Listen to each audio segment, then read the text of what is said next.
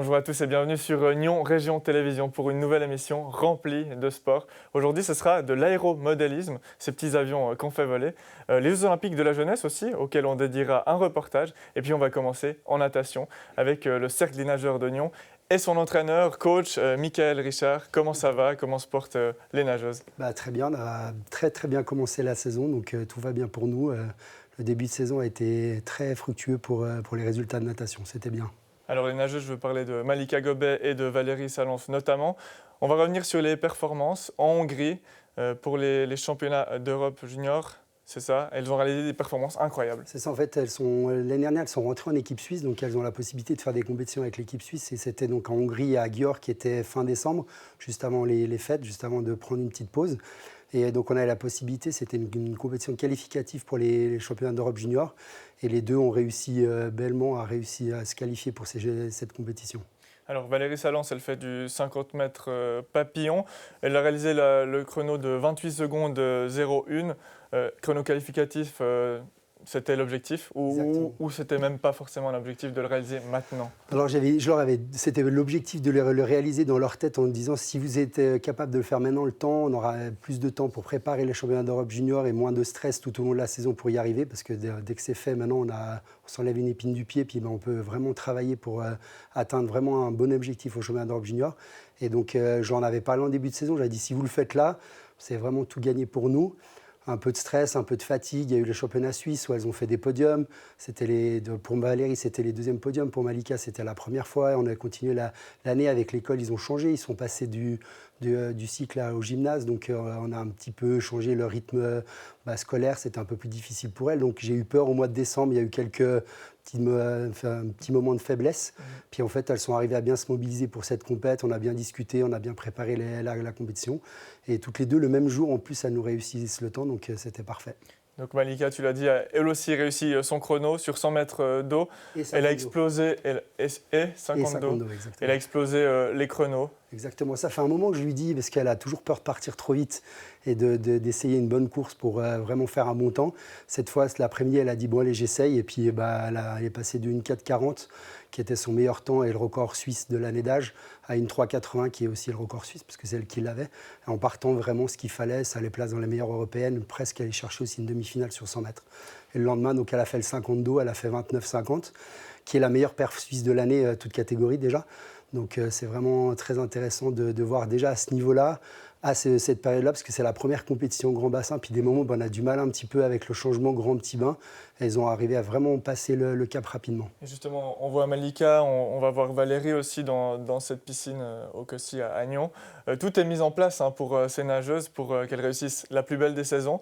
Et puis là, le fait qu'elles se qualifient d'ores et déjà, c'est l'occasion de préparer la saison et l'objectif final qui sera les championnats d'Europe en mois de juillet à Burden, de préparer tout ça de la manière optimale, notamment avec un camp d'entraînement en février. C'est ça, donc j'ai dû un petit peu modifier le travail qu'on devait faire.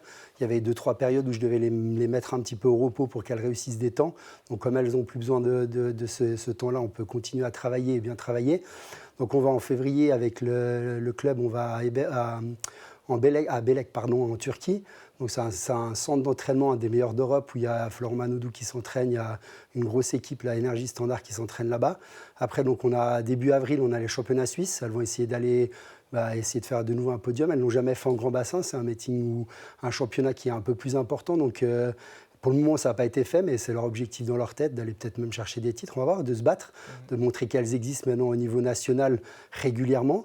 Après une petite pause de quelques jours pour après finir la saison où on part 2 semaines en stage avec l'équipe suisse à Lanzarote. Et donc les championnats d'Europe en point de mire pour essayer vraiment de briller là-bas. Ouais, en tout, ça fait 3 semaines donc, de stage, même un petit peu plus. Et puis, les nageuses peuvent aussi profiter de certaines expériences en compétition, avec notamment la Swim Cup, où elles peuvent se frotter aux meilleures nageuses d'Europe. Oui, c'est vrai, c'était la 4e édition cette année et c'était vraiment très intéressant encore de l'avoir vécu. Ça met un bon niveau, il y a un bon show, ça donne une compétition complètement différente des autres. Donc, elles ont bien profité et elles ont encore pris de l'expérience là-dedans. Elles apprennent au quotidien, on a l'impression. Elles progressent à chaque fois que tu reviens sur le plateau. Elles battent des records. C'est fou, ça ne s'arrête jamais. C'est bien, elles ont vraiment, c'est le même âge. elles se sont construites toutes les deux. Il y en a une qui était un petit peu devant un moment, c'était Malika. Valérie était un peu derrière, elle a essayé de la rattraper. Une année, c'est Valérie qui est passée devant. Malika a trouvé les ressources pour de nouveau repasser. C'est bien, elle se trouve maintenant, elle commence un petit peu à se changer de nage. Valérie sur le 50 papes, Malika sur le dos. Elles restent quand même toutes les deux un peu sur le dos le crawl. C'est des bonnes rivales qui lui permettaient, belles rivalités qui leur permettent de vraiment performer en sport. C'est vraiment bien. Et puis, il ne faut pas oublier Fanny Borer qui s'est éloignée un petit peu du cercle des nageurs de Nyon, puisque maintenant elle s'entraîne en France, mais elle reste toujours sous les couleurs du club pour les compétitions. Exactement, ça faisait 8 ans donc, que j'entraînais Fanny, et puis on était arrivé un petit peu à un petit fin de cycle. C'était important qu'elle change. Elle a rencontré quelqu'un qui était sur Mulhouse. Ça tombe très bien, c'est un très bon club français. L'entraîneur qui est là-bas est un entraîneur qui était même DTN de français, qui a eu une championne du monde, Roxana Massiano, DTN, c'est-à-dire directeur technique national de la natation française. Il a eu Maury Levaux, qui était vice-champion olympique. Donc, c'est des entraîneurs qui marquent. Et puis, donc, elle a bien pris le coup. Et donc, au championnat de France, elle a été nager là-bas. Comme elle a fait 2,10 au 200, qui est la 4e perf suisse de tous les temps. Donc, une très bonne chose pour elle, qui la met vraiment de bon augure, parce que le petit bassin, ce n'est pas sa meilleure spécialité. Elle préfère le grand, et le temps pour les championnats d'Europe qui ont lieu à Budapest en fin mai, c'est 2,14,4. Donc elle se dit que c'est des choses qui peuvent être réalisables avec tout le travail qu'elle fait. Donc il ne faut pas s'inquiéter pour elle, elle est également très bien entourée. On va finir par ton petit secret. Qu'est-ce que tu donnes à ces nageuses pour qu'elles réussissent si bien, pour qu'elles performent à chaque fois encore un peu mieux ? Pour moi, la chose la plus importante quand on est dans un sport, et surtout en sport en Suisse, c'est de mettre le plaisir avant toute chose. C'est tout le plaisir qu'elles ont à venir aux entraînements, de faire les choses qu'elles ont envie de faire. Toutes les expériences qu'elles prennent, partir de semaine en Lanzarote et vivre ça, Belex qu'on va vivre, les compétitions qu'on a, Bigger qu'on a été, là on va à Nice début février, c'est toutes des choses où elles prennent beaucoup de plaisir à le faire, elles prennent de l'expérience, et c'est ça qui est important. On va gentiment faire la transition avec les Jeux Olympiques de la jeunesse. On va voir un reportage ici quelques instants. Tes nageuses à toi aussi, ça les concerne indirectement, puisque là, c'est les Jeux Olympiques d'hiver. Oui. Mais dans 2 ans, il y a les Jeux Olympiques d'été de la jeunesse. Et là, il faudrait qu'elles soient là. Exactement. Donc la qualif est un peu difficile parce que c'est les 2 meilleures nageuses et 2 meilleurs nageurs. Ils prennent que 2 personnes, mais peu importe s'ils ont réalisé le temps. Donc après, il y a une sélection qui est faite. Donc il faut vraiment qu'elles performent et fassent le temps, et deuxièmement que ça soit dans les meilleurs Suisses dans leur catégorie d'âge. Normalement, si ma mémoire est bonne, c'est 2004 et plus jeunes dans la catégorie, donc même 2005-2006, elles pourront participer à ces championnats d'Europe junior. Donc ça sera une bonne expérience pour elles pour y aller. Oui, et on leur souhaite en tout cas tout le meilleur. C'est envisageable, c'est un objectif réalisable. Tout à fait. Elles font tout ce qu'il y a en tout cas pour y arriver, et je pense que si ça continue dans ce sens-là, ça pourra vraiment donner quelque chose de bien. Merci beaucoup en tout cas, Michael, d'être passé sur le plateau. Merci. Et je vous le disais, les Jeux Olympiques de la jeunesse ont actuellement lieu ici, juste à côté, à Lausanne. Et notre caméra s'est baladée au village olympique où se déroulait un show avec des Nyonnais un peu casse-cou. Regardez.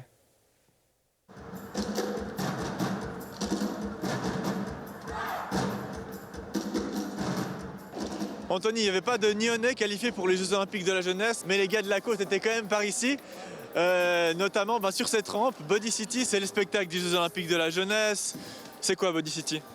Body City, c'est un spectacle de plein de sports urbains, de la danse, des traceurs, tout ce qu'on peut voir dans la rue, tout ce qui est freestyle. Et puis toi, tu t'es occupé de quoi aujourd'hui ? Moi aujourd'hui, je fais de la trottinette, comme toujours avec Ryan. On était chaud. Franchement, je suis content, je dois représenter mon sport qui n'est pas encore aux Jeux Olympiques en plus. Et ils nous ont pensé à nous, ils nous ont fait venir. Et j'espère qu'un jour la trotte sera aux Jeux Olympiques et que ça pourra continuer comme ça, quoi. Toi, tu fais du BMX, qu'est-ce qui te plaît dans ce sport ? La vitesse, la hauteur et l'adrénaline que ça amène, quoi. C'est vraiment cool, on se marre bien. Et vous êtes plus marré encore que d'habitude aujourd'hui ? C'était incroyable. L'impro, c'est ce qu'on sait faire de mieux au final.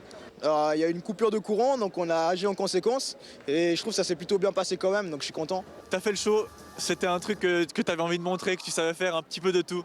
Non, pas vraiment, en fait c'était imprévu. J'ai vu le vélo de mon pote là qui était là, j'ai dit vas-y prête-moi ton vélo, on va essayer de faire un truc. Et puis avec d'autres potes on s'est dit on va essayer de se mettre ensemble pour faire quelque chose. Et ça s'est bien passé, quoi. Ça s'est déroulé comme on aurait voulu que ça se déroule au final.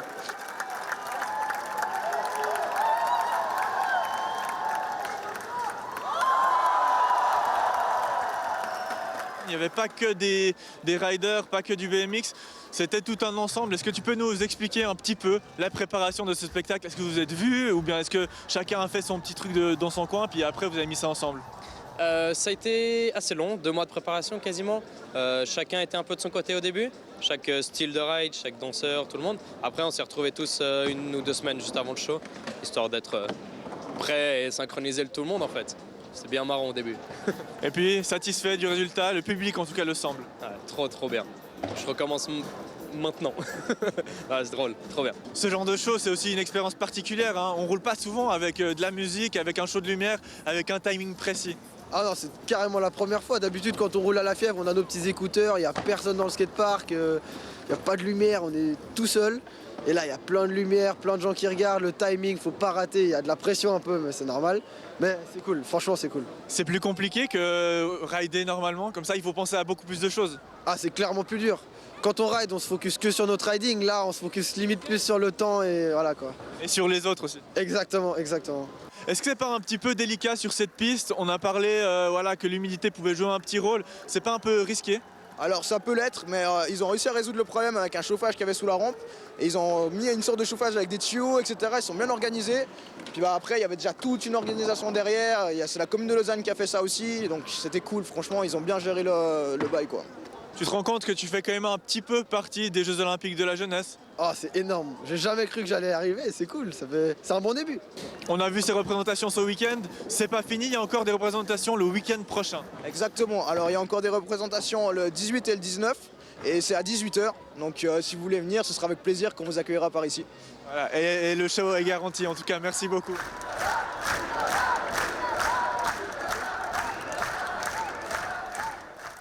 Et on va continuer de prendre de la hauteur avec Hugo Carrard, membre du comité du Flying Indoor. Salut Hugo. Bonjour. Le 7e Flying Indoor aura lieu ce week-end au centre des Morettes à Prangin. Il s'agit d'un meeting d'aéromodélisme. Alors qu'est-ce qu'on pourra y voir? Alors, cette 7e édition du Flying Indoor qui se passera donc à Prangin, comme tu l'as dit, on va vous présenter pour le public des vols d'avions télécommandés en salle principalement. Donc, il y aura toutes sortes d'avions, des avions pilotés donc en EPP, il y aura des hélicoptères, des drones, des courses de drones avec des casques, comme des casques de réalité virtuelle. On va même faire venir une maquette statique d'un grand avion télécommandé qui, lui, volera à l'extérieur. Et surtout, on va organiser des jeux avec tous ces avions-là, des jeux qu'on n'a pas souvent l'habitude de voir dans des clubs ou dans des compétitions. Cet avion-là, parle-en-nous un petit peu. Oui, alors justement, c'est pour faire référence à notre thème de notre 7e édition du Flying Indoor qui porte sur les Warbirds. Donc les Warbirds, ce sont des avions de guerre de 1914 à 1970 qui ont vraiment été mythiques sur plusieurs terrains de guerre. Et ça, par exemple, c'est une représentation d'un Corsair F4U, donc. Est-ce que ça vole un avion comme ça? Alors oui, bien sûr, ça vole même en salle, donc à l'extérieur et à l'intérieur. Celui-ci, il est spécialement dédié pour voler en salle. Il pèse à peine 280 grammes, c'est le but. Il peut faire de toutes sortes d'acrobaties, de la voltige aussi. C'est quoi, c'est plus léger, mieux il va voler? Ça dépend, ça dépend pourquoi. Oui, généralement, plus c'est léger, mieux ça vole. Le thème, c'est Warbird, le temps des hélices. Oui. Ça veut dire quoi? Que tout le monde devrait avoir une petite hélice lors du week-end? Warbird, donc les avions à hélice, ça fait penser aux avions de guerre avant qu'ils soient donc à réaction. Donc, comme le Corsair, où c'était vraiment des avions encore à hélice à l'époque. Et on a essayé de reproduire ça, de jouer sur ce thème de ces avions de cette époque. Parmi tout ce qu'on verra à Prangin, toi, oui, ta discipline préférée, c'est laquelle? Écoute, moi, j'aime bien les maquettes qui seront exposées, la maquette qu'on va faire venir aussi, qui sera volée en extérieur. C'est vraiment ce qui me fascine le plus. C'est aussi cette représentation d'avions réels qu'on adapte à cette discipline-là. Tu as des avions à toi, des avions que tu construis et que tu fais voler ensuite? Oui, alors typiquement, ça c'est un très bon exemple. C'est un avion fait maison, on ne pourrait pas l'acheter quelque part. Ça veut dire que c'est vraiment un avion qui a été développé de A à Z, hormis les circuits électroniques, donc et le moteur, la construction, le plan, tout est fait maison. Et puis, ce sont des modèles que l'on va voir voler, donc, dans des jeux, par exemple, tout type d'attractions. Est-ce que tu peux nous en parler un peu plus précisément? Il y en a beaucoup, il y a chaque fois des nouvelles innovations. Par exemple, il y a la course au pylône, qui est cette course où les avions tournent autour, comme dans un circuit. Il y a plein d'autres activités. Parlons-nous. Alors totalement, normalement l'indoor c'est une discipline sportive dans le modèle réduit où les compétitions on fait s'affronter des candidats comme pour le patin artistique avec des voltiges et on attribue des points. Cette fois-ci dans le Flying Indoor on va vraiment essayer de faire plaisir aux pilotes et surtout au public en présentant un peu des compétitions très fun de type loisir. Moi je te propose de regarder un petit peu donc, les images. Là on voit un peu de voltige, c'est ça?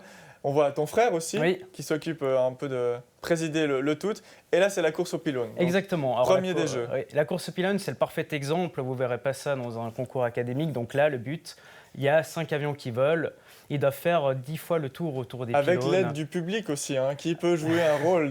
L'aide, je ne sais pas. Mais oui, alors le but, c'est justement de finir la course le plus rapidement possible sans se prendre de pylône. Enfin, arriver, le but. Ou de peluches jetées par le public. On m'a dit aussi qu'il y aurait un autre rôle que pourrait jouer le public. C'est quoi exactement? Oui, alors cette année, comme on joue sur un peu le thème de la guerre, on va donner surtout au public et puis aux jeunes enfants des pistolets Nerf. Donc des petites balles en caoutchouc, en mousse, qui pourront tirer depuis les gradins pour essayer de percuter donc, les avions. Et qu'est-ce qu'il y aura d'autre pour le public pour qu'il puisse prendre son pied? Ce qu'il y aura d'autre pour le public, on va lui présenter énormément de sortes de petits concours, de compétitions. Et il y a aussi un côté extra sportif, si je peux dire ainsi, parce que ce n'est pas uniquement l'aéromodélisme, il y a aussi une autre discipline qui vient rendre visite à ce week-end, c'est le pole dance. Vous avez fait venir une petite équipe et puis une raclette à gogo. Exactement. C'est tout un esprit. Oui. Alors ce programme-là que tu énonces, c'est plus en fin de week-end, plus destiné aux pilotes. C'est pas réellement ouvert au public, bien que la raclette et l'apéritif, tout le monde est bienvenu, bien sûr. Et le pole dance, c'est pour tout le monde aussi ou c'est uniquement pour les pilotes? Non, ça c'est plutôt uniquement pour le comité du club, pour les invités pilotes. Très bien, très bien. Donc rendez-vous samedi 18 et dimanche 19 janvier à Prangin. Merci beaucoup Hugo d'être passé sur le plateau. Et si vous nous regardez et que vous êtes un acteur sportif de la région, sachez que la ville de Nyon, la ville de Gland et la région de Nyon collaborent pour la 2e édition des mérites sportifs régionaux. Ils décerneront un total de 15 000 francs aux lauréats jeudi 19 mars et les candidatures sont ouvertes jusqu'au dimanche 26 janvier. Voilà tout pour nous, c'est tout pour le sport et on se retrouve la semaine prochaine pour une nouvelle émission encore plus remplie de sport. Ciao, ciao.